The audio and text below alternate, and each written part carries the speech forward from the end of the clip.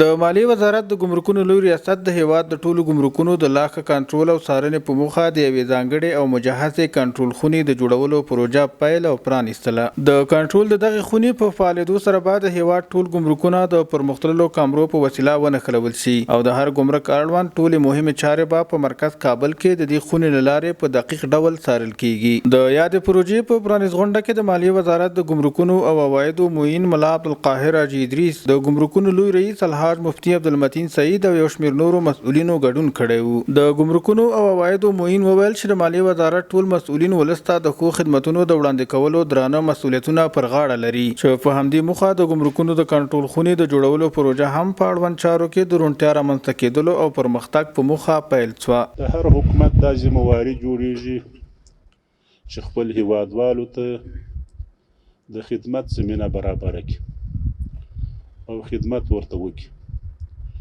نو نن چې کومه پروژه موږ تاسې افتتاح کوو دا هم د هغو خدماتو څخه چې زموږ ستاسې ذمهواري ده او زموږ ستاسې مسؤلیت دی. د کار د شفافیت لپاره او د کارو د ښه پرمختګ لپاره دا پروژه شروع کیږي. د ګمرکونو لوی رئیس څرګنده کړه چې د هیواد ټول ګمرکونه به په پرمختللو عصري وسایلو سمبالوي او په همدې موخه یې د هیواد په ګمرکونو کې بیلابېلې ګټورې پروژې پیل کړي دي چې د ګمرکونو د کنټرول خونې د جوړولو دغه مهمه پروژه یې ښه بیلګه ده. د وزارت مالیې مشرتابه د طرفه زموږ هغه ټولې پروژې منظور شوي دي. فلحال په ټول هیواد کې سلګونه میلیونه باندې پروژې په ګمرکاتو کې شروع دي چې بې پاته وي هغه به هم شروع شي. په آینده کال کې هم تصمیم لرو چې شروع یې کړو.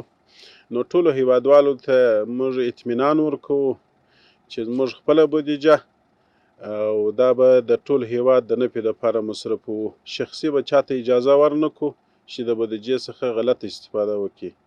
د ګمرکونو د کنټرول روم په دغه پروژه کې د ساختماني رغونې ترڅنګ د عصري برېښنایي وسایلو او پرمختللو کامرو فعالول شامل دي چې د 12.5 میلیون افغانیو پر لګښت بعد یو خصوصي شرکت له لوري د 8 میاشتو په موده کې بشپړه او ګټې اخیستنې ته وسپارل شي. د مالیې وزارت سره ډېره مننه کوم چې داسې یو شفافیت پروسه یې مخکې کړې ده چې دې کې سکتور خصوصي شرکتونه هم کار وکولی شي او وطن ته هم خدمت وشي. نو دا کنټرولونو پروژه چې ده دا ډېره لویه پروژه ده. دې ځل به انشاءالله ټول ګمرکونه کنټرولي کېږي نو په ښه کیفیت سره به انشاءالله کار وکوو. د کنټرول د دغه عصري خونې له فعالېدو سره به د ګمرکونو په چارو کې لا ډېره روڼتیا او چټکتیا رامنځته شي. د قاچاق او د عوایدو د تېښتې مخنیوی به وشي چې ورسره به د ګمرکونو په عوایدو کې د پام وړ زیاتوالی راشي.